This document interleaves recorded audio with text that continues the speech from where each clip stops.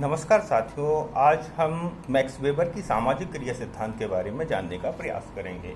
Max weber एक German वैज्ञानिक, German समाजशास्त्री हैं जो कि दुर्खीम के समकालिक थे। इनका जन्म 21 अप्रैल 1864 में हुआ था, 21 अप्रैल 1864।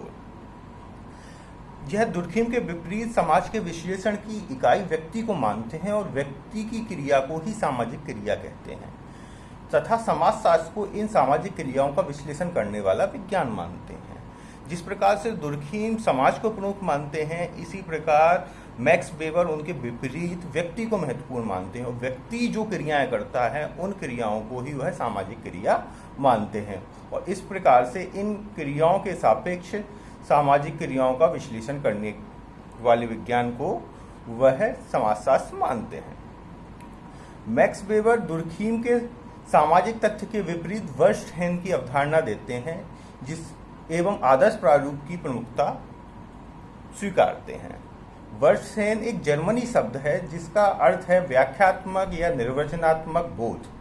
मैक्स वेबर का कहना है कि समाजशास्त्र सामाजिक क्रियाओं का निर्वचनात्मक बोध कराने का प्रयत्न करता है। निर्वचनात्मक बोध से तात्पर्य क्या है कि क्रिया का अध्ययन कर्ता के दृष्टिकोण से किया जाना चाहिए। कोई भी क्रिया का हमें अगर अध्ययन करना है तो वह हमें कर्ता की दृष्टि से, कर्ता ने वो क्रिया करने से पहले उसके क्या अर्थ लगाए। जब हम कर्ता की दृष्टि से किसी क्रिया को समझने का प्रयास करते हैं तो उसको निर्वचनात्मक बोध बोलते हैं। इसलिए मैक्स वेबर को व्याख्यात्मक समाजशास्त्र का जनक माना जाता है तथा इन्हें व्यक्तिवादी समाजशास्त्री भी माना जाता है, क्योंकि यह व्यक्ति को केंद्र में लेकर अपना काम करते हैं, व्यक्ति को इकाई मानते हैं, व्यक्ति की क्रिया को ही सामाजिक क्रिया मानते हैं और यह कहते हैं कि सामाजिक क्रियाओं को व्यक्ति के दृष्टिकोण से लेना चाहिए। व्यक्ति उस क्रिया को अपने दृष्टिकोण में क्या समझता है। मैक्स वेबर दुर्खीम की तरह विज्ञान को वस्तुनिष्ठ ना मानकर व्यक्तिनिष्ठ मानते हैं। व्यक्तिनिष्ठ मतलब व्यक्ति के अनुसार मानते हैं, वस्तुनिष्ठ मतलब समाज के अनुसार नहीं, व्यक्ति के अनुसार क्रिया होती है, व्यक्तिनिष्ठ होती है, व्यक्ति पर डिपेंड होती है। मैक्स वेबर के अनुसार व्यक्ति का कोई भी व्यवहार सामाजिक क्रिया की श्रेणी में तभी आएगा जब उसमें 3 बातें शामिल हों। वो 3 बातें क्या हैं, मैं एक एक कर आपको बताता हूँ। चेतनपूर्ण क्रिया, ऐसी कोई भी क्रिया जब व्यक्ति करता है उस अपनी चेतना से करता है, अपनी जागृति से करता है और अपनी समझ से करता है। ऐसा नहीं कि बेहोशी की हालत में कुछ कर रहा है या सपने में कुछ कर रहा है, उसको क्रिया नहीं मानते हैं।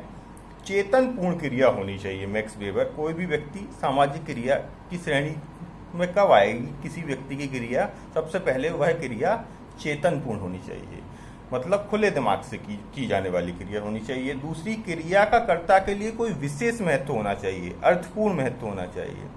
कोई क्रिया ऐसे ही आदमी चलते हुए उसने हाथ यूं उठा दिया तो वो सामाजिक क्रिया नहीं हुई, उसका कर्ता की दृष्टि से क्रिया का कोई विशेष अर्थ होना आवश्यक है। तीसरा है क्रिया का किसी अन्य व्यक्ति या समाज से प्रभावित होना। जो उसने क्रिया की है वह पहले किसी व्यक्ति ने की होगी या समाज में ऐसी कोई क्रिया हुई होगी जिसको आधार मानकर प्रभावित होकर वो यह क्रिया करता है।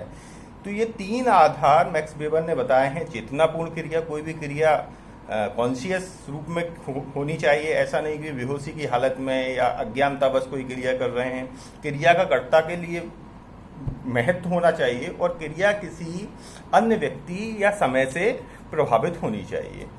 जब इस प्रकार की क्रिया हो तो उसको व्यक्ति की नज़र से मैक्स वेबर सामाजिक क्रिया मानते हैं। इस आधार पर मैक्स वेबर 4 प्रकार की सामाजिक क्रियाएं बताने का प्रयास करते हैं। वो सामाजिक क्रिया है, पहली सामाजिक क्रिया है बौद्धिक तार्किक सामाजिक क्रिया।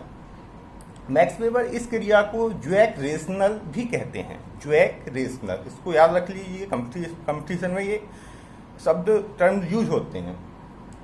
यह एक जर्मन शब्द है। व्यक्ति वह क्रिया जो सोच विचार कर किसी निश्चित उद्देश्य को पूर्ण करने के लिए की जाती है वह क्रिया बौद्धिक क्रिया कहलाती है, बौद्धिक तार्किक सामाजिक क्रिया कहलाती है।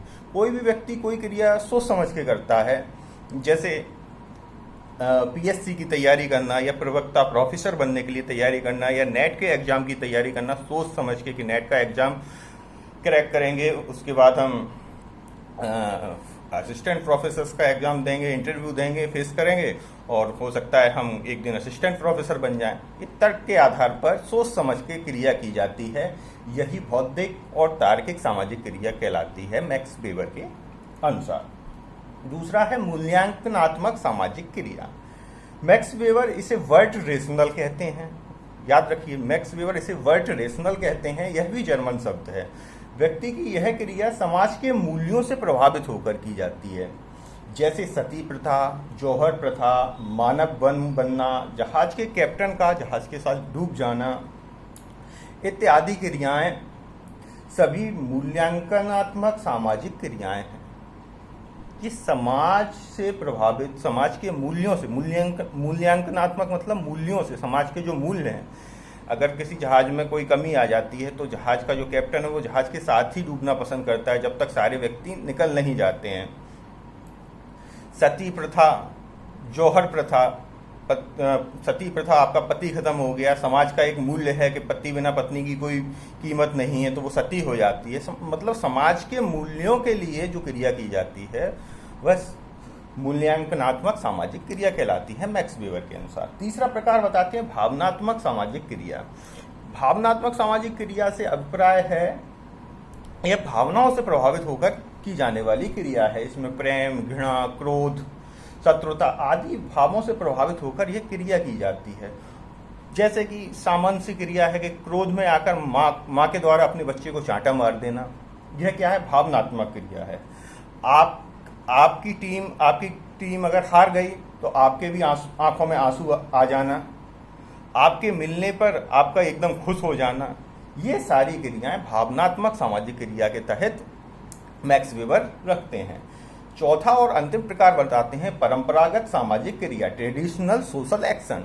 ट्रेडिशनल सोशल एक्शन यह व्यक्ति की वह परंपरागत क्रियाएं हैं जो कि समाज की परंपराओं के अनुसार निर्धारित होती है। जैसे समाज में हर व्यक्ति देखता है कि बड़ों के पैर छूने चाहिए, तो वो भी अपने बड़ों के पैर छूता है। कोई देखता है कि इस दिन हमें बाहर घूमने नहीं जाना चाहिए, या इस दिन हमें, मंगलवार वाले दिन हमें बाल नहीं कटवाना चाहिए। तो ये क्रियाएं परंपराओं पर आधारित होती हैं। मैक्स वेबर का कहना है, 4 प्रकार की क्रियाएं हो गई। मैक्स वेबर का कहना है कि वास्तव में भावनात्मक एवं परंपरागत जो नीचे की 2 क्रियाएं हैं वह सही अर्थों में सामाजिक क्रिया नहीं है। मैक्स वेबर अपनी बात से पलट जाते हैं।